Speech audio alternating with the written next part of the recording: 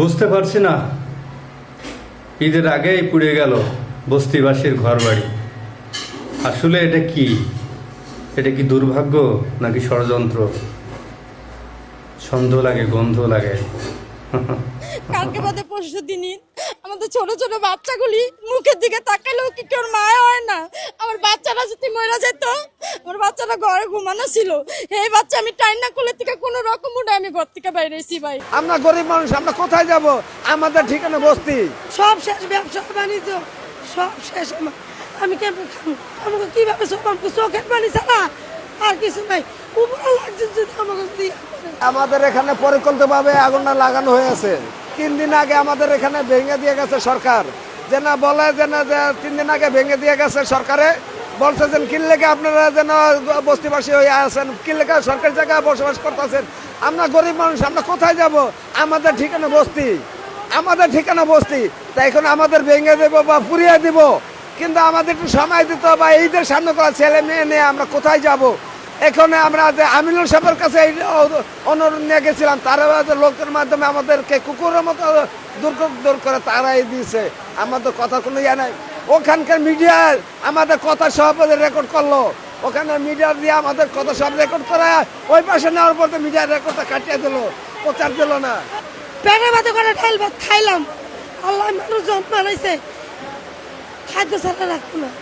একভাবে না একভাবে এক গ্লাস পানি খাইও রুহটা বাঁচবো। কিন্তু রেনালারা কি করবো?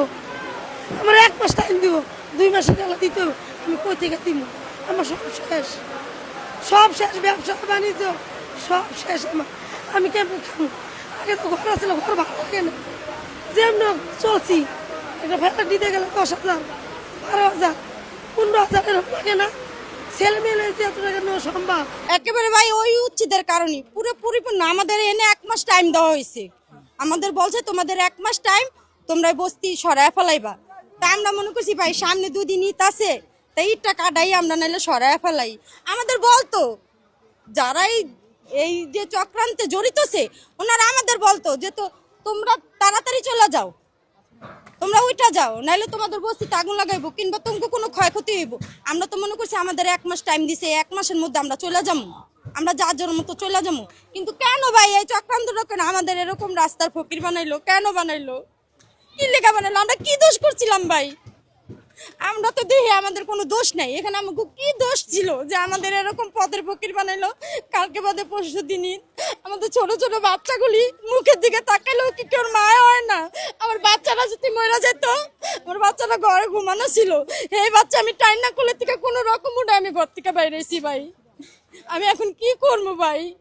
আমার একটাই আমরা ভাষা নাই ভাই, বলার কিছু নাই ভাই। আমার ভাষা আসতেছে না মুখের থেকে, যে এতগুলি মানুষ কি করবো, এই অসহায় মানুষগুলি কি করব, এই জায়গায় কি করবো? ওনাদের তো মাথা জোগাড় কোনো ঠাই রাখে নেই ভাই।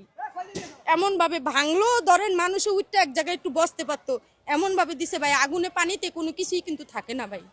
আমি বলার কোনো ভাষা নাই। আমরা বাড়াটি, আমরা কি করবো?